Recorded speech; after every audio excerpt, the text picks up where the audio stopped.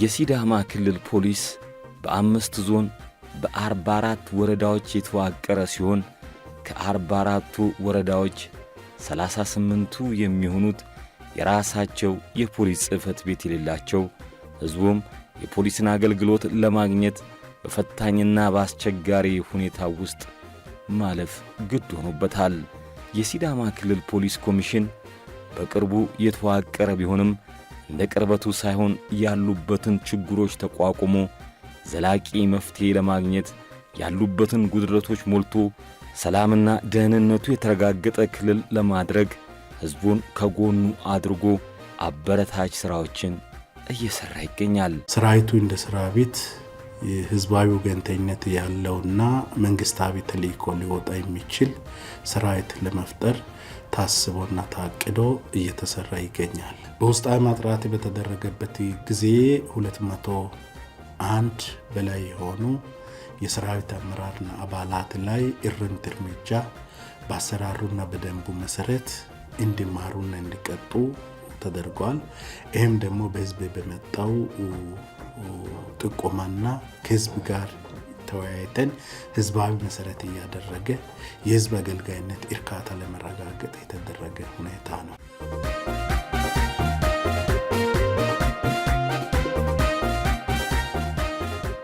በሪፎርሙ መሰረት በልዩ ኃይል ብቻ የተነው ሳይሆን በመደበኛ ፖሊስ አጠቃላይ በሲዳማ ክልል ውስጥ በ5ቱም ዞን እና ከተማም ጨምሮ በ44 ወረዳዎች ያሉ ፖሊሶች ስር ነቀል የሆነ የውስጣዊ ማጥራት ተደርጓል። ወደ ክልላችን ስንመጣ ውስጣዊ ሁኔታዎቻችን ምን ይመስላሉ? እጃችን ያለው ሰላም ከእጃችን እንዳይወጣ ህዝቡ በማስተባበርና በማሳተፍ ሰፊ ስራዎች እየተሰራ ይገኛል። የሲዳማ ክልል ፖሊስ ኮሚሽን የህዝቡን ሰላምና ጸጥታን ለማስፈን ህዝቡን አስተባብሮ በሚሊዮን የሚቆጠር ገንዘብ መዋጮ በመሰብሰብ በክልሉ የተለያዩ ወረዳና ዞኖች ውስጥ እጅግ ማራኪ የሆኑ ለአሰራር ምቹ የሆኑ የፖሊስ ጽሕፈት ቤቶችን ገንብቶ ለህዝብ አገልግሎት መስጠት ጀምሯል። የፖሊስ ጽሕፈት ቤት በኪራይ ነው የሚያገኙት። ተንከራታችና ከኪራይ ወደ ኪራይ ቤት የሚዘዋወርበት ሁኔታና የህዝብ እርካታ ያልተረጋገጠበት ሁኔታ ላይ ነው የሚገኘው። ይህ ችግሮች ለመፍታት የህብረተሰቡ ምላሽና የአገልጋይነትና የተገልጋይነት እርካታ ለመረጋገጥ እያንዳንዱ ወረዳና ክፍለ ከተማ ላይ ጽሕፈት ቤት ግንባታ በህዝብ ተሳትፎ የተሰራበት ሂደት ነው ያለው። 35 ሚሊዮን እስከ 40 ሚሊዮን ከእያንዳንዱ ወረዳ ወጪ ባደረገ ሁኔታ በመገንባት ላይ እንገኛለን። ጽሕፈት ቤቶች ባለመኖራቸው ፖሊስ በየክራይ ቤቶቹ እየተንከራተተ ስላለ ይህንን ታሳቢ በማድረግ ፖሊስ ከህብረተሰቡ ጋር በመነጋገር ጽሕፈት ቤቶች መኖር አለባቸው የሚል አቅጣጫ ተቀምጦ የመንግስትን በጀት በማይነጋ መልኩ ህብረተሰቡን በሰላሙ ላይ ያለውን ጠቀሜታ ህዝቡን በማንቀሳቀስ በማሳመን አሁን እንደምታዩት ግንባታው እየተካሄደ ነው ያለው። ይሄ የሚሰራው በከተማው ህብረተሰብ አስተዋጽኦ በሚገኘው እርዳታ ነው። የክልላችንን ነዋሪዎች የካሳ ከተማ ነጋዴዎችን አስተባብረን ደረጃውን የጠበቀ የራሱ ላይብራሪ ኖሮት ጥዱ የሆነ በቃ ደረጃውን የጠበቀ ዓለም አቀፍ ስታንዳርድ የሆነ ተቋም ነው የሚገነባው እዚህ።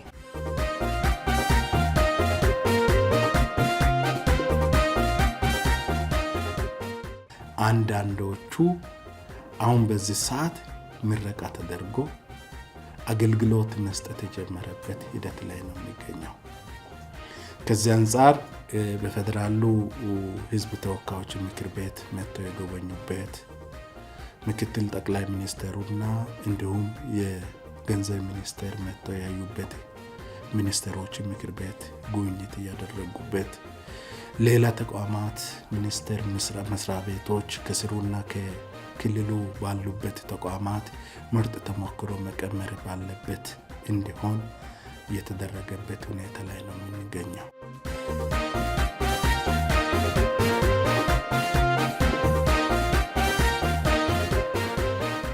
ሙሉ ወጪው ማህበረሰቡ ነው። ቁሳቁስ ድጋፍ አድርገዋል፣ የገንዘብ ድጋፍ አድርገዋል። የሐሳብ ድጋፍ አድርገዋል። የጉልበት ድጋፍ ያደረጉ ሰዎች አሉ። በአጠቃላይ እየተሰሩ ለነበሩ ማዕከላት የማህበረሰቡ ድርሻ እጅግ ከፍተኛ ነው። አንዱ ማዕከል ከ1 ሚሊዮን 500 ሺህ ብር በላይ ነው የጨረሰው እያንዳንዱ ማዕከል ማለት ነው። ይሄንን በ40 ማዕከል ብታባዛ ምን ያህል ገንዘብ ማህበረሰቡ እንዳዋጣ ይሄ ጉልበት ሳይጨመርበት ሌሎች የቢሮ ሙሉ ማቴሪያል ቁሳቁሶች ሳይጨመሩበት ለግንባታው ብቻ የፈጀበትን ገንዘብ ስታይ እጅግ ዘመናዊ ተደርጎ በከተማው ስታንዳርድ የተሰራው ነውና ይሄ በማህበረሰቡ ድጋፍ የተሰራ ነው። የሲዳማ ማህበረሰብ ከፖሊስ ጎን በመቆም ሰፊ ልማታዊ ስራዎች እየሰራ ይገኛል። ሲዳማ ክልል ውስጥ 657 ቀበላት ነው ያሉት። 657 ቀበላት ውስጥ የፖሊስ ማዕከላት ግንባታ ታቅዶ በዚህ ሰዓት 580 ማዕከላት ግንባታ አልቆ አገልግሎት የጀመረበት ሂደት ላይ እንገኛለን።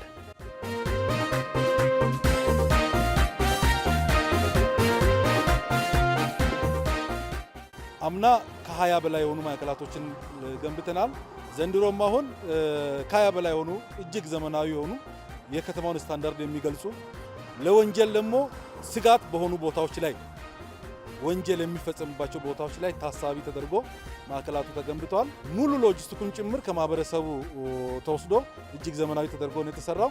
ለሰላምና ለጸጥታ ማስከበሩ መነሻ የሚሆኑ ማረፊያ ቦታዎች ስለሚያስፈልጉ በቅድሚያ በከተማ በየክፍለ ከተማዎች የፖሊስ ማዕከላት እንዲቋቋሙ ተደርገው በ3 ወር እንዲጠናቀቅ በተቀመጠው አቅጣጫ ስራዎች ተሰርተው አኩሪ ስራዎች አኩሪ ተግባር በተግባር ታይተው ተፈጻሚ ሆነው ማዕከላቱ በየክፍለ ከተማው የተገነቡት አገልግሎት በመስጠት ላይ ናቸው።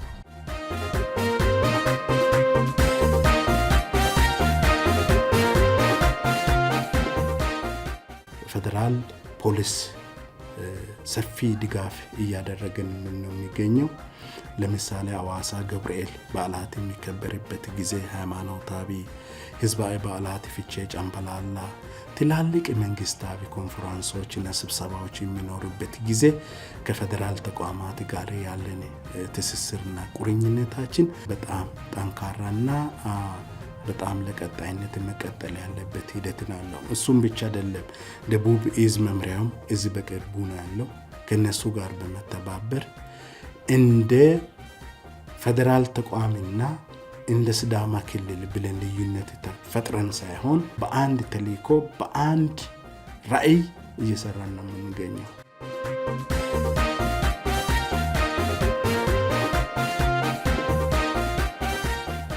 ለቀጣይ ማስተካከል አለብን ብለን እየሰራን ያለ ነው። በቁርጠኝነት ህዝቡ አለንተኝነቱን ገልጿል።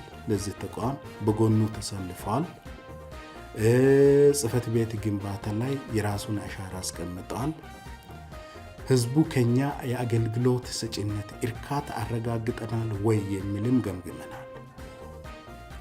ሰፊ ስራዎች ለቀጣይ መስራት ይገባናል ብለን ያሰብናቸው የምርመራ ሁኔታችን ማዘመን፣ ደካማ አፈጻጸም አለን ብለን እንደ ክልሉ ጠንካራ ሂደት ላይ ግብ ጥለን ለቀጣይ ደግሞ ልንሰራና ላሰራን ይገባል የሚል ቴክኖሎጂ ጋር ያተሳሰረ እንዲሆንና ዘመናዊ አገልግሎት ሰጪነት ማዕከል ለመገንባት ታሳቢ አድርገን እየሰራን እንገኛለን።